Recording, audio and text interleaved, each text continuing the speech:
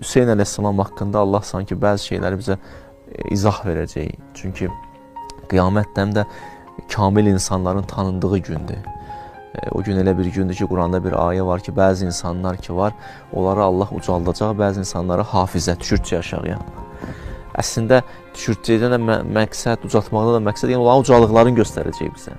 Yəni, ora belə bir aləmdir və biz orada müəyyən qədər, yenə də tam bizə aid deyil, biz onu tam tanıya bilməyəcəyik. Amma müəyyən qədər orada gözümüzdən pərdələr çəkildikcə, orada kamil insanları, onlardan da bir İmam Hüseyn ağadır, müəyyən qədər tanımış olacaq. Bəli, belə deyirlər ki, cənnətdə əməli təkamül yoxdur. Nəsə bir əməl eləyək, ucalaq, amma elmi təkamül var.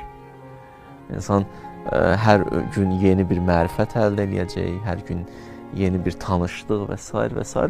Onlardan da biri biz insanlar, o kamil insanları tanımış olacaq.